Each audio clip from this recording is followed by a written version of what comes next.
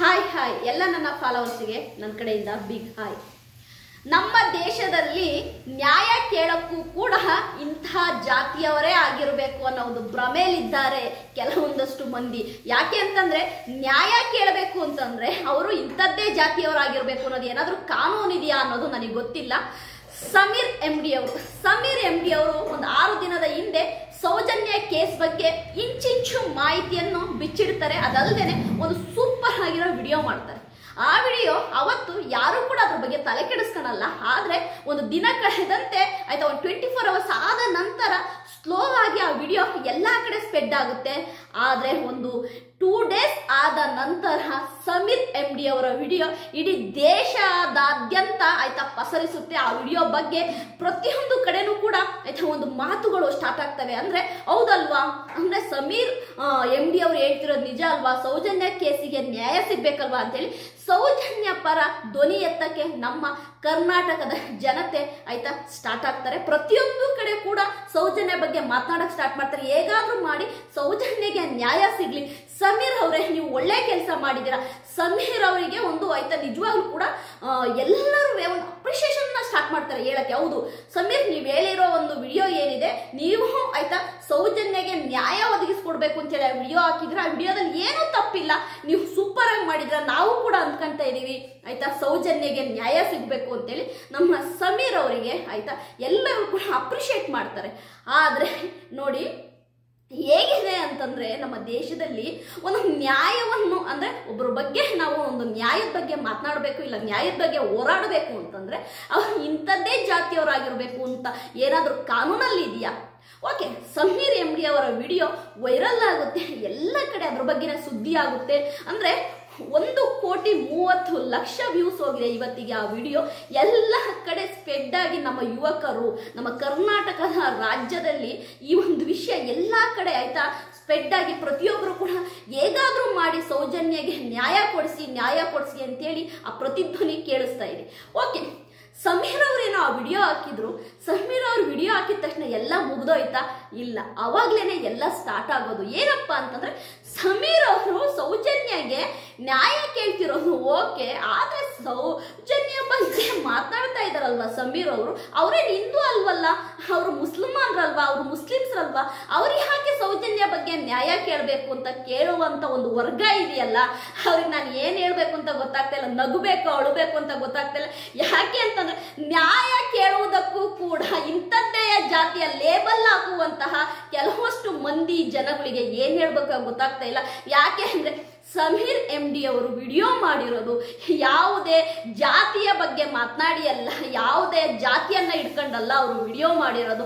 ಅವರು ವಿಡಿಯೋ ಮಾಡಿರೋದು ಆಯ್ತಾ ಸೌಜನ್ಯಗೆ ಆಗಿರುವ ಅನ್ಯಾಯ ಏನಿದೆ, ಸೌಜನ್ಯಗೆ ಹೇಗಾದ್ರೂ ಮಾಡಿ ನ್ಯಾಯ ಸಿಗಬೇಕು, ಸೌಜನ್ಯಗೆ ಆದಂತಹ ದೌರ್ಜನ್ಯದ ಬಗ್ಗೆ ಅವರು ವಿಡಿಯೋ ಮಾಡಿರೋದು. ಆದ್ರೆ ಕೆಲವೊಂದಷ್ಟು ವರ್ಗ ಸಮೀರ್ ಅವರು ಹಿಂದೂ ಅಲ್ಲ, ಅವರು ಮುಸಲ್ಮಾನರು, ಹಾಗಾಗಿ ಅವರು ಹೇಗೆ ಸೌಜನ್ಯನ ಬಗ್ಗೆ ಮಾತನಾಡ್ತಾರೆ? ಹಾಗೆ ನಮ್ಮ ಸಮೀರ್ ಅವರು ಆಯ್ತಾ ಈ ಒಂದು ವಿಷಯ ಮಾತನಾಡ್ತಿರೋದು ಕೂಡ ಆಯ್ತಾ ಕೆಲವಷ್ಟು ಮಂದಿ ಇದಕ್ಕೆ ಬಣ್ಣದ ವಿಷಯಗಳನ್ನ ಆ್ಯಡ್ ಮಾಡಿ ಹೇಳ್ತಾ ಇದ್ದಾರೆ. ಆದ್ರೆ ನಾನಿಲ್ಲಿ ಒಂದು ವಿಷಯ ಹೇಳಕ್ ಇಷ್ಟಪಡ್ತೀನಿ. ಸಮೀರ್ ಅವರು ಹಾಕಿರುವ ವಿಡಿಯೋ ಏನಿದೆ ಖಂಡಿತವಾಗ್ಲೂ ಆಯ್ತಾ ಅದು ಕಾನೂನು ಪ್ರಕಾರವಾಗಿ ಆಯ್ತಾ ಕಾನೂನು ಬದ್ಧವಾಗಿ ಎವಿಡೆನ್ಸ್ ಪ್ರತಿಯೊಂದು ಕಲೆಕ್ಟ್ ಮಾಡಿಕೊಂಡು ಸಮೀರ್ ಅವರು ವಿಡಿಯೋ ಹಾಕಿದ್ದಾರೆ. ಇಲ್ಲಿ ನಾನು ಒಂದು ವಿಷಯ ಹೇಳಕ್ ಇಷ್ಟಪಡ್ತೀನಿ. ಸಮೀರ್ ಅವರು ಮಂಜುನಾಥ ಸ್ವಾಮಿಯ ಮೇಲಾಗ್ಲಿ ಆಯ್ತಾ ಅಣ್ಣಪ್ಪ ಸ್ವಾಮಿಯ ಮೇಲಾಗ್ಲಿ ಧರ್ಮಸ್ಥಳದ ಬಗ್ಗೆ ಆಗ್ಲಿ ಯಾವುದೇ ವಿಷಯವನ್ನು ಅಲ್ಲಿ ಮಾತನಾಡಿಲ್ಲ.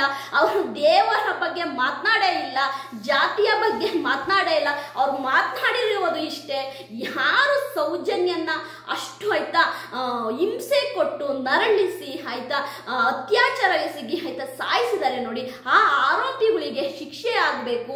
ಆ ಆರೋಪಿಗಳು ಅಂದ್ರೆ ಆ ಧರ್ಮದ ಮಣ್ಣಲ್ಲಿ ಅನ್ಯಾಯ ನಡೀಬಾರ್ದು, ಆ ಧರ್ಮದ ಮಣ್ಣಲ್ಲಿ ಅನ್ಯಾಯ ಆಗಿದೆ, ಸೌಜನ್ಯಗೆ ನ್ಯಾಯ ಸಿಗಬೇಕು ಅನ್ನೋದು ಸಮೀರ್ ಅವರ ವಿಡಿಯೋದಲ್ಲಿ ಇದೆ.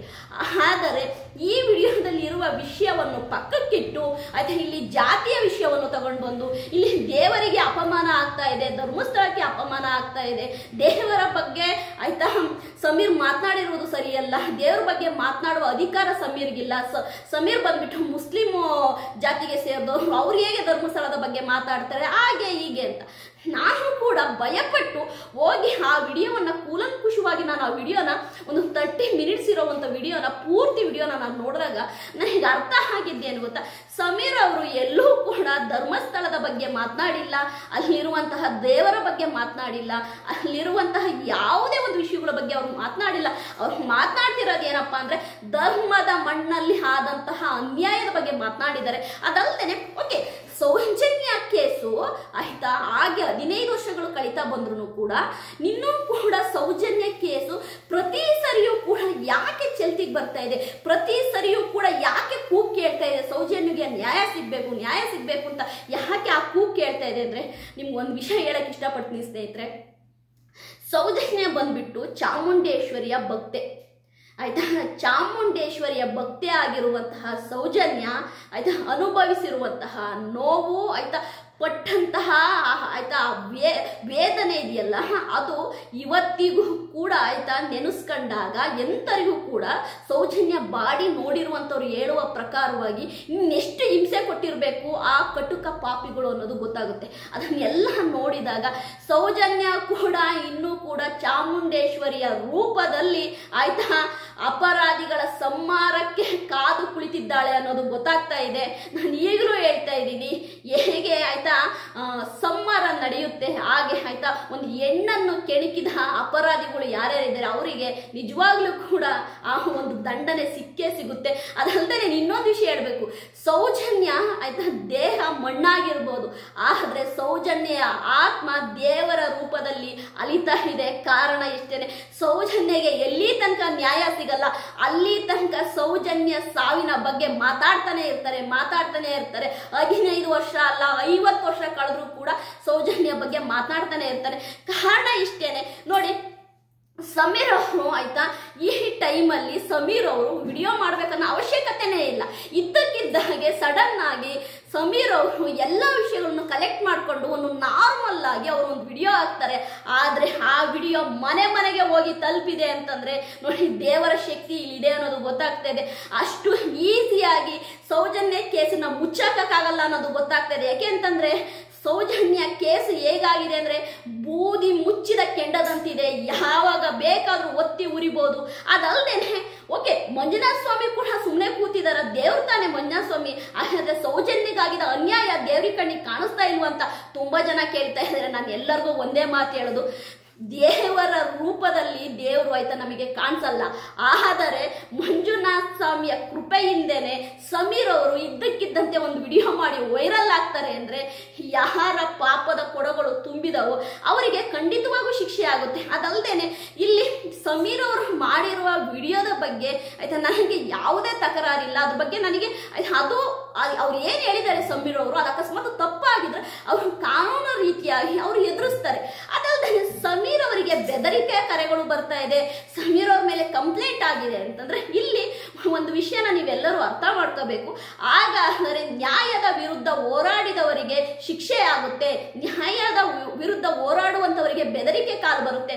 ನ್ಯಾಯದ ವಿರುದ್ಧ ಹೋರಾಡಿದ್ರೆ ನನ್ನ ಮೇಲೆ ಕಂಪ್ಲೇಂಟ್ ಆಗುತ್ತೆ ಅನ್ನೋದು ಇಲ್ಲಿ ಸಾಬೀತಾಗ್ತಾ ಇದೆ. ಓಕೆ, ಇಲ್ಲಿ ಸೌಜನ್ಯ ಕೇಸಲ್ಲಿ ಖಂಡಿತವಾಗೂ ಅಪರಾಧಿಗಳು ಆಯ್ತಾ ಏನು ಸಮೀರ್ ಅವರು ಹೇಳಿದ್ದಾರೆ ಅವ್ರು ಯಾರು ಅಲ್ಲ ಅನ್ನೋದಾದ್ರೆ ನಿಜವಾದ ಅಪರಾಧಿಗಳನ್ನು ಕಂಡು ಹಿಡಿಯುವುದರಲ್ಲಿ ಯಾಕೆ ಕಾನೂನು ಹಿಂದೇಟಾಗ್ತಾ ಇದೆ ನೀವೇ ಯೋಚನೆ ಮಾಡಿ. ಓಕೆ, ಸಮೀರ್ ಅವರು ಯಾರ ಮೇಲೆ ಅಪರಾಧ ಒಂದು ಆಯ್ತಾ ಇವ್ರು ಅಪರಾಧಿಗಳು ಅಂತ ಹೇಳ್ತಾ ಇದ್ದಾರೆ. ಓಕೆ, ಅವ್ರ ಅಪರಾಧಿಗಳು ಅಲ್ಲ ಅಂತಾನೆ ತಿಳ್ಕೊಳ್ಳೋಣ. ಓಕೆ, ನಿಜವಾದ ಅಪರಾಧಿಗಳನ್ನು ಕಂಡುಹಿಡಿಯುವಲ್ಲಿ ಕಾನೂನು ಯಾಕೆ ಆಯ್ತಾ ನೆಗೆಸಮ್ ತೋರಿಸ್ತಾ ಇದೆ, ಯಾಕೆ ಹಿಂದೇಟ್ ಆಗ್ತಾ ಇದೆ ಅಂದರೆ ಇಲ್ಲಿ ಬೆಂಕಿ ಇಲ್ಲದೆ ಹೊಗೆ ಆಡಲ್ಲ ಅನ್ನೋದು ಆಯ್ತಾ ಇಲ್ಲಿ ಗೊತ್ತಾಗ್ತಾ ಇದೆ. ಓಕೆ, ಇನ್ನೂ ಒಂದು ವಿಷಯ ಹೇಳಬೇಕು, ಸೌಜನ್ಯ ಒಂದು ಕೇಸ್ ಏನಿದೆ ಇವತ್ತಿಗೂ ಕೂಡ ಇದಕ್ಕೆ ಜೀವ ಬರ್ತಾ ಇದೆ ಅಂತಂದ್ರೆ ಇಲ್ಲಿ ಏನೋ ಒಂದು ಸತ್ಯ ಅಡಗಿದೆ ಅನ್ನೋದು ಗೊತ್ತಾಗ್ತಾ ಇದೆ. ಯಾಕೆ ಅಂತಂದ್ರೆ ಯಾವಾಗ್ಲೂ ಅಷ್ಟೇನೆ ಒಂದು ಸತ್ಯ ನಿಜವಾಗ್ಲೂ ಕೂಡ ಅಲ್ಲಿ ಏನೋ ಇದೆ ಅಂತಂದ್ರೆ ದೇವರು ಕೂಡ ಸತ್ಯವನ್ನ ಓಪನ್ ಮಾಡಕ್ಕೆ, ಆ ಸತ್ಯವನ್ನ ಜನಗಳಿಗೆ ಗೊತ್ತು ಮಾಡಕ್ಕೆ ದೇವರು ಕೂಡ ಆಯ್ತಾ ಅಲ್ಲಿ ಒಂದು ಆಶೀರ್ವಾದ ಮಾಡ್ತಾನೆ ಅನ್ನೋದು ಗೊತ್ತಾಗ್ತಾ ಇದೆ. ಓಕೆ, ಇಲ್ಲಿ ನಮಗೆ ಧರ್ಮಸ್ಥಳದ ಬಗ್ಗೆ ಆಗಲಿ, ಮಂಜುನಾಥ ಸ್ವಾಮಿ ಬಗ್ಗೆ ಆಗಲಿ, ಅಲ್ಲಿರುವ ಅಣ್ಣಪ್ಪ ಸ್ವಾಮಿಯ ಬಗ್ಗೆ ಆಗಲಿ, ಆ ಧರ್ಮದ ನೆಲದ ಬಗ್ಗೆ ಆಗಲಿ ನಮ್ಮ ಜನಗಳಿಗೆ ಯಾವುದೇ ತಕರಾರಿಲ್ಲ. ಇಲ್ಲಿ ತಕರಾರಿರೋದು ಏನಪ್ಪಾ ಅಂದ್ರೆ ನಮ್ಮ ಜನಗಳಿಗೆ ಧರ್ಮದ ನಾಡಲ್ಲಿ ಧರ್ಮದ ಬಗ್ಗೆ ಮಾತನಾಡುವಂತ ನಾಡಲ್ಲಿ, ಆಣೆ ಪ್ರಮಾಣಗಳಿಗೆ ಹೆಸರುವಾಸಿಯಾಗಿರುವಂತಹ ಧರ್ಮಸ್ಥಳದಲ್ಲಿ, ಧರ್ಮದ ನೆಲದಲ್ಲಿ ಒಂದು ಹೆಣ್ಣು ಮಗಳಿಗೆ ಅನ್ಯಾಯ ಆಗಬಾರ್ದು ಅನ್ನೋದು ನಮ್ಮ ಜನಗಳ ಕೂಗಾಗಿದೆ. ಇದಲ್ಲದೇನೆ ಓಕೆ, ಸೌಜನ್ಯ ಸಾಮಾನ್ಯವಾಗಿ ಆಯ್ತಾ ಕೊಲೆಯಾದ ದಿನದಿಂದ ಇಲ್ಲಿವರೆಗೂ ಕೇಳಿ ಬರ್ತಿರೋ ಒಂದು ಕೂಗೇನು ಗೊತ್ತಾ? ಸಾಮಾನ್ಯವಾಗಿ ಎಲ್ಲರೂ ಮಾತನಾಡ್ತಿರೋ ಒಂದು ಕೂಗೇನು ಗೊತ್ತಾ? ಓಕೆ, ಇವಾಗ ಸಂತೋಷ್ ರಾವ್ ನಿರಪರಾಧಿ ಅಂತ ಆಯ್ತು. ಸಂತೋಷ್ ರಾವ್ಗೂ ಸೌಜನ್ಯಗೂ ಯಾವುದೇ ಸಂಬಂಧ, ಸೌಜನ್ಯ ಕೇಸಿಗೂ ಸಂತೋಷ್ ರಾವ್ಗೂ ಯಾವುದೇ ಸಂಬಂಧ ಇಲ್ಲ ಅಂತ ಗೊತ್ತಾಯ್ತು. ಹಾಗಾದ್ರೆ ಯಾಕೆ ಪೊಲೀಸರು ನಿಜವಾದ ಅಪರಾಧಿಯನ್ನು ಕಂಡು ಹಿಡಿಯುವಲ್ಲಿ ಯಾಕೆ ಹಿಂದೇಟಾಗ್ತಾ ಇದ್ದಾರೆ? ಅವರಿಗೆ ಈ ಕೇಸಿನ ಬಗ್ಗೆ ಯಾಕೆ ಅಷ್ಟೊಂದು ಅಸಡ್ಡೆ? ಈ ಕೇಸಿನ ಬಗ್ಗೆ ಯಾಕೆ ಅವರಿಗೆ ಕಾಳಜಿ ಇಲ್ಲ? ಸರ್ಕಾರಕ್ಕಾಗಲಿ ಕಾನೂನಿಗಾಗಲಿ. ಓಕೆ, ಸಂತೋಷ್ ರಾವ್ ನಿರಪರಾಧಿ ಅಂತ ಗೊತ್ತಾದ ಮೇಲೆ ಯಾರ ಮೇಲೆ ಅಪರಾಧ ಹೊರಿಸ್ತಾ ಇದ್ದಾರೆ? ಅವರು ಕೂಡ ಅಪರಾಧಿಗಳಲ್ಲ ಅಂತ ಕೆಲವೊಂದಷ್ಟು ವರ್ಗ ಹೇಳ್ತಾ ಇದ್ದಾರಲ್ಲ. ಹಾಗಾದ್ರೆ ಸೌಜನ್ಯ ಅವರನ್ನು ಆಯ್ತಾ ಕೊಂದಂತಹ ಆ ಅಪರಾಧಿಗಳು ಯಾರು? ರೇಪ್ ಮಾಡಿದಂತಹ ಅಪರಾಧಿಗಳು ಯಾರು? ಆದರೆ ಇಲ್ಲಿ ಎಲ್ಲರಿಗೂ ಕಾಡುವ ಒಂದೇ ಒಂದು ಪ್ರಶ್ನೆ ಏನಪ್ಪಾ ಅಂತಂದ್ರೆ, ಕಾನೂನು ಮತ್ತೆ ಸರ್ಕಾರ ಈ ವಿಷಯದ ಬಗ್ಗೆ ಯಾಕೆ ಆಯ್ತಾ ನೆಗ್ಲಿಜಮ್ ತೋರಿಸ್ತಾ ಇದೆ? ಈ ವಿಷಯದ ಬಗ್ಗೆ ಯಾಕೆ ಮಾತನಾಡ್ತಿಲ್ಲ ಅನ್ನೋದು ನನಗೊಂದು ಕ್ವಶನ್ ಮಾರ್ಕ್ ಆಗಿದೆ. ಓಕೆ, ಇಲ್ಲಿ ಖಂಡಿತವಾಗೂ ಕೂಡ ಸಮೀರ್ ಅವರು ವಿಡಿಯೋ ಮಾಡ್ದಂಗಿದ್ದಿದ್ರೆ ಈ ವಿಷಯ ಇಷ್ಟೊಂದು ದೊಡ್ಡದಾಗ್ತಿರ್ಲಿಲ್ಲ. ಯಾಕೆ ಅಂತಂದ್ರೆ ಇದ್ರ ಬಗ್ಗೆನೂ ಕೂಡ ಒಂದು ವಿಷಯ ಹೇಳ್ತೀನಿ. ಕಾರಣ ಇಷ್ಟೇನೆ, ಯಾವಾಗ ಸುಮಾರು ಆಯ್ತಾ ಲಕ್ಷಾಂತರ ವಿಡಿಯೋಗಳಿದ್ದು ಯಾಕೆ ಎಲ್ಲ ವಿಡಿಯೋಗಳನ್ನು ಡಿಲೀಟ್ ಮಾಡ್ತಾ ಬಂದ್ರು ಅಂದ್ರೆ, ಕಾನೂನು ಕ್ರಮ ಜರುಗಿಸಿ ಕಾನೂನು ಮುಖಾಂತರವಾಗಿ ಆಯ್ತಾ ಅದು ಸೋಷಿಯಲ್ ಮೀಡಿಯಾದಲ್ಲಾಗಿರ್ಬೋದು ಆಯ್ತಾ, ಅದೇ ರೀತಿ ಏನು ನ್ಯೂಸ್ ಚಾನೆಲ್ಗಳಲ್ಲಾಗಿರ್ಬೋದು, ಎಲ್ಲೂ ಕೂಡ ಈ ವಿಷಯದ ಬಗ್ಗೆ ಮಾತನಾಡಬಾರ್ದು ಅಂತೇಳಿ ಆಯ್ತಾ ಸ್ಟೇ ಕೂಡ ತಂದಿದ್ರು. ಹಾಗಾಗಿ ಎಷ್ಟೋ ಜನ ಸೌಜನ್ಯ ಕೇಸಿನ ಬಗ್ಗೆ ಮಾತನಾಡೋದು ಕೂಡ ಎದುರೋರು, ವಿಡಿಯೋ ಹಾಕೋಕ್ಕೂ ಕೂಡ ಎದುರೋರು. ಆದ್ರೆ ಸಮೀರ್ ಅವರು ಇದು ಯಾವ್ದ್ರ ಬಗ್ಗೆನೂ ಕೂಡ ಯೋಚನೆ ಮಾಡದೆ ಧೈರ್ಯವಾಗಿ ವಿಡಿಯೋನ ಅಪ್ಲೋಡ್ ಮಾಡ್ತಾರೆ.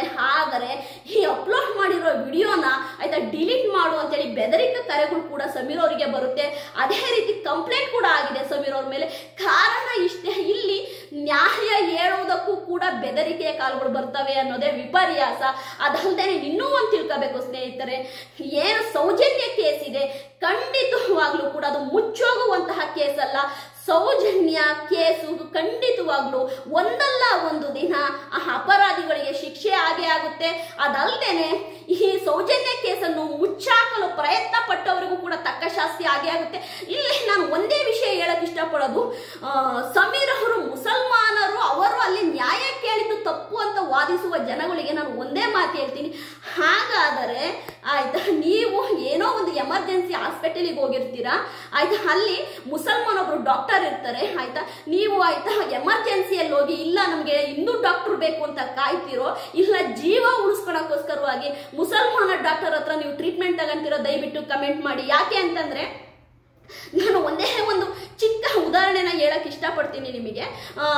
ನನ್ನ ಮಗಳಿಗೆ ಹುಷಾರಿರಲ್ಲ ಆಯ್ತಾ, ಅವಳಿಗೆ ಬ್ಲಡ್ಡಿನ ಅವಶ್ಯಕತೆ ಇರುತ್ತೆ, ಓ ಪಾಸಿಟಿವ್ ಬ್ಲಡ್ ಬೇಕಾಗಿರುತ್ತೆ. ಸಾಮಾನ್ಯವಾಗಿ ಓ ಪಾಸಿಟಿವ್ ಬ್ಲಡ್ ಸಾಮಾನ್ಯವಾಗಿ ಕ್ವಿಕ್ ಆಗಿ ಸಿಗಲ್ಲ, ಅಂದ್ರೆ ಬೇಗ ಸಿಗಲ್ಲ. ನಾವು ಕೆಲವೊಂದ್ ಕಡೆ ಕೇಳ್ತೀವಿ ಸಿಗಲ್ಲ. ಅವಾಗ ನಮ್ಮ ಹಸ್ಬೆಂಡು ಅವರ ಒಬ್ಬ ಫ್ರೆಂಡನ್ನ ಕಾಂಟ್ಯಾಕ್ಟ್ ಮಾಡ್ತಾರೆ, ಅವರು ಕೂಡ ಒಂದು ಕಾರ್ ಡ್ರೈವರ್ ಆಗಿರ್ತಾರೆ. ಅವಾಗ ಅವರು ಒಬ್ಬ ಮುಸ್ಲಿಂ ಆಟೋ ಡ್ರೈವರ್ ನಂಬರ್ ಕೊಡ್ತಾರೆ. ಅವರಿಗೆ ಒಂದು ಜಸ್ಟ್ ಒಂದು ಕಾಲ್ ಮಾಡಿದ ತಕ್ಷಣ, ಫೋನ್ ಮಾಡಿದ ತಕ್ಷಣ, ಸರ್ ಯಾವ ಹಾಸ್ಪಿಟಲ್ ಹೇಳಿ ಸರ್ ಅಂತ ಹೇಳಿ ಬಂದು ಆ ಮುಸ್ಲಿಂ ಯುವಕ 2 ಬಾಟ್ಲು ಬ್ಲಡ್ ಕೊಟ್ಟು ಹೋಗ್ತಾರೆ. ನೋಡಿ, ನಾನು ಇದನ್ನೇ ಹೇಳೋದು ಆಯ್ತಾ, ಬ್ಲಡ್ ಬೇಕು ಅಂತ ಅಷ್ಟೇ ಅನ್ಕೋಬೇಕು, ಬಿಟ್ರೆ ನಾವು ಅದು ಯಾವ ಜಾತಿಯವ್ರು ಕೊಡ್ತಾರೆ ಯಾರು ಕೊಡ್ತಾರೆ ಅನ್ನೋದಲ್ಲ ಮುಖ್ಯ. ಅವ್ರು ಬ್ಲಡ್ ಕೊಡ್ತಾರೆ ಅಂತಂದ್ರೆ ಅದು ಅಮೃತಕ್ಕೆ ಸಮಾನ. ಇಲ್ಲಿ ಜಾತಿ ಅವನ್ನೆಲ್ಲ ಅಲ್ಲ. ಪ್ರಪಂಚವೇ ಅಂತ್ಯವಾಗುವ ಸಮಯ ಬಂದ್ರು, ಪ್ರಪಂಚವೇ ಪ್ರಳಯ ಆಗುವ ಸಮಯ ಬಂದ್ರು, ಇನ್ನು ಜಾತಿಯ ಭೂತವನ್ನು ಇಟ್ಕೊಂಡಿರುವಂತಹ ಕೆಲವಷ್ಟು ಮಂದಿ ಜನಗಳಿಗೆ ಏನ್ ಹೇಳ್ಬೇಕೋ ಗೊತ್ತಿಲ್ಲ.